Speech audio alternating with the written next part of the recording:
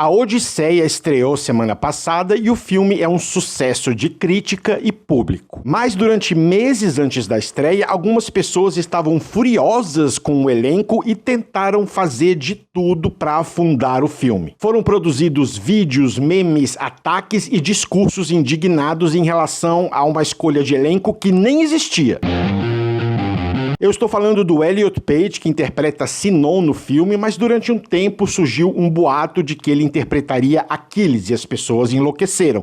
As pessoas não, uma parcelinha. Isso serviu de combustível para meses de hostilidade contra uma pessoa trans só por estar no elenco do filme. A indignação veio pronta, faltava apenas escolher uma desculpa respeitável, porque ninguém vai sair falando abertamente eu não quero um ator trans no filme. E a desculpa escolhida foi a fidelidade histórica. A mesma operação apareceu nos ataques a Lupita Nyong'o e a Zendaya. Foram vários memes, eu não vou mostrar aqui porque são de extremo mau gosto. Aliás, eu vou mostrar só um para vocês verem que eu não estou exagerando, mas não é difícil de encontrar, basta ir no Google e colocar Elliot Page meme A Odisseia ou Lupita Nyong'o meme Helena. Um dos que mais chamou atenção coloca na esquerda uma foto da, acho que é Diane Kruger, né, o nome da atriz, que fez a Helena de Troia no filme Troia, do Brad Pitt lá atrás, e do lado uma foto da Lupita Nyong'o no filme 12 anos de escravidão, interpretando uma escrava, ou seja, escolheram a foto de propósito, aí colocam as duas lado a lado com o texto maior downgrade de todos os tempos. É uma montagem que quer conduzir o espectador a uma conclusão sem precisar escrever. Uma mulher branca representa beleza, uma mulher preta representaria decadência. E esse foi um dos mais leves, alguns posts abandonaram completamente esse disfarce de indignação por outra coisa. Teve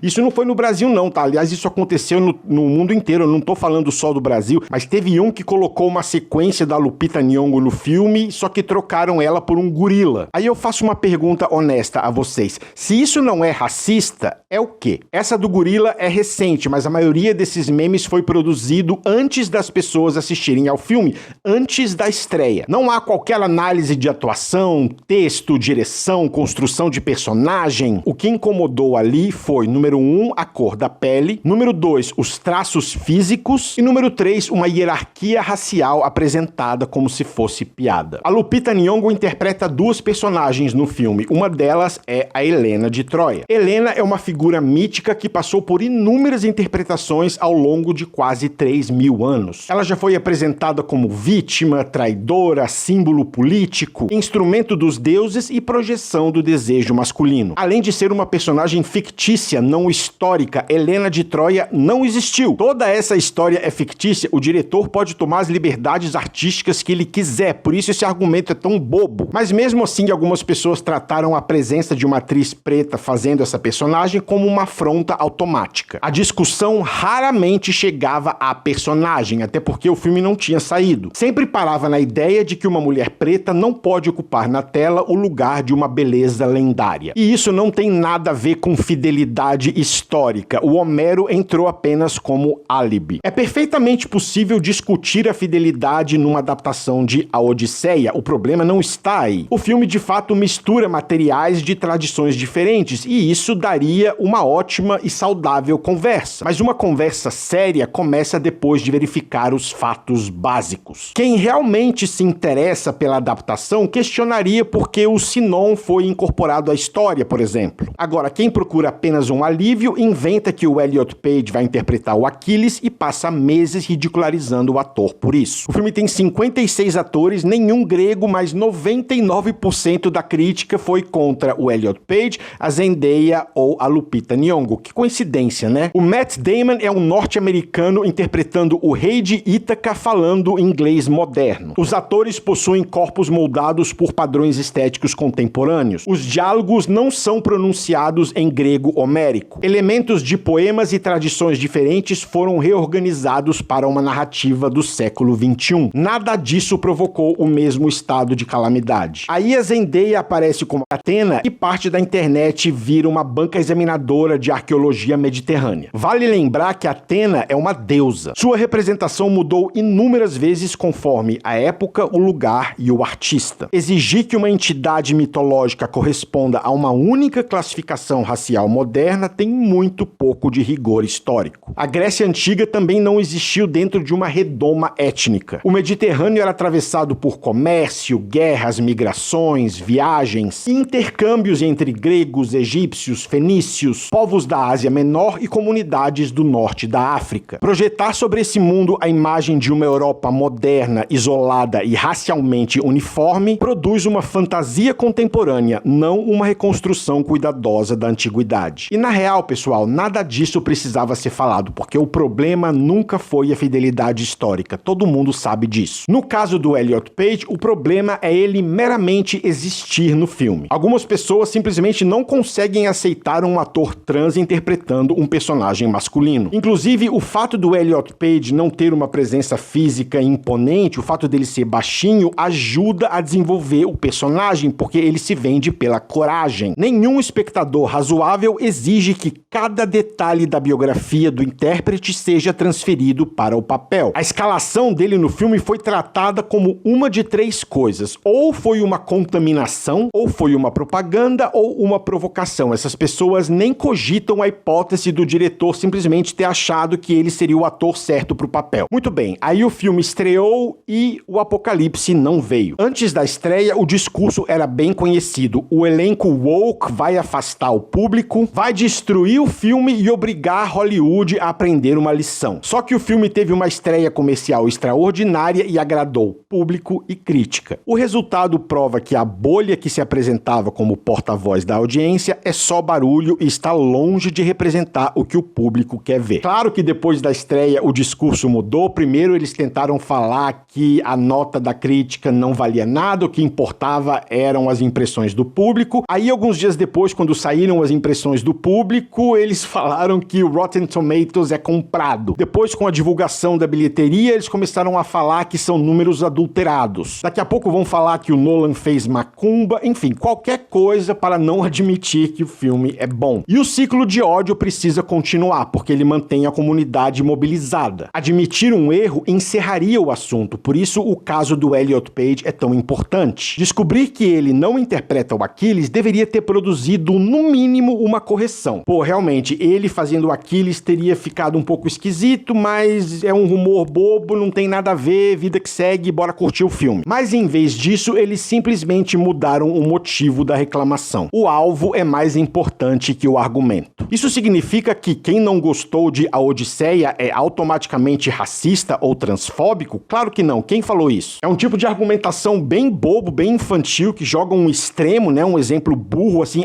Então você tá dizendo que eu não sou proibido de não gostar. Se eu não gostei, ninguém falou isso. Só que crítica é uma coisa, desumanização é outra. É possível achar o filme longo demais, pretensioso, politicamente óbvio ou simplesmente entediante. Também é possível considerar certos integrantes do elenco como inadequados para determinados papéis. Só que uma crítica legítima descreve o que aconteceu na tela. A maioria dos ataques examinados aqui vieram bem antes da tela. Usaram boatos falsos, imagens racializadas, comparações com animais e uma repulsa escancarada à presença de um ator trans. Aplicaram um padrão de autenticidade que só vale para minorias, enquanto aceitaram numa boa dezenas de outras liberdades artísticas. A cultura grega sobreviveu a impérios, guerras, mudanças religiosas, disputas políticas e quase 3.000 anos de releituras. Nunca esteve ameaçada por Lupita Nyong'o, Zendaya e Elliot Page. Eu ainda quero gravar um vídeo com spoilers sobre o filme, porque há muitas cenas legais que eu quero comentar, e depois chega de Odisseia. No final do ano, quando começar o buzz do Oscar, aí eu volto a falar do filme. E é isso, pessoal. Um abraço e até a próxima.